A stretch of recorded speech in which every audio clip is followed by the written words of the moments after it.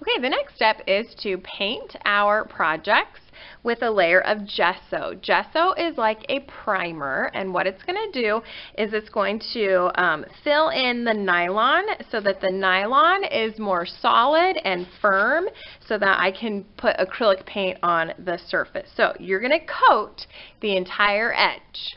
I think it helps if you lay it on its side to paint, or you could stand it up on your desk and paint, but you're going to paint everything except the very bottom, because the bottom is where it sits to be displayed, so you do not need to paint the bottom surface, but even the sides of the blocks and every edge to begin with.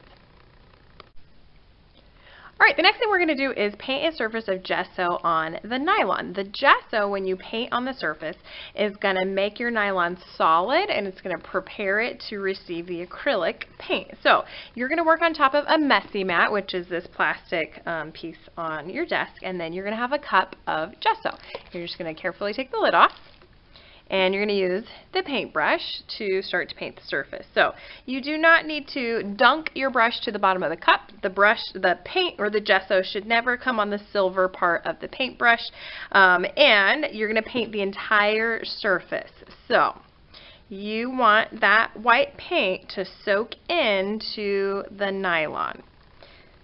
And if you do this correctly the first time, you only need to do one layer. If you want to tilt your project and lay it on its side, if that's easier, then go ahead and do that. So you'll be able to see where it's too thin, so then you're just going to need to paint more gesso in that area.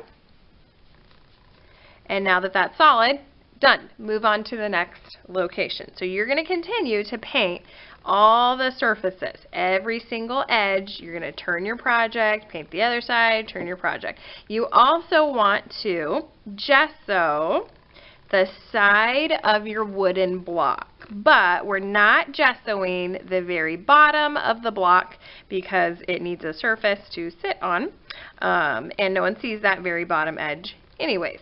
So continue to paint all the surfaces. If your cup runs out, just raise your hand, let me know, and I will refill it with gesso.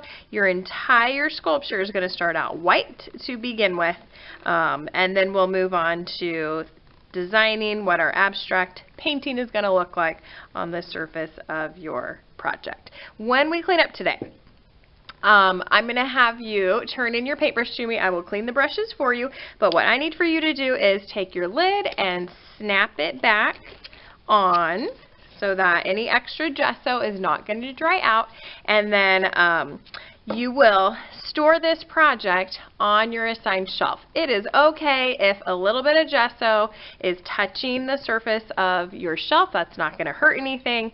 And then we need to wipe off our messy mats. If you've got a lot of wet gesso on it, then use a paper towel under your baskets to wipe the wet gesso off the messy mat. I'm going to collect your paint cups, your brushes, and then your messy mats when we clean up.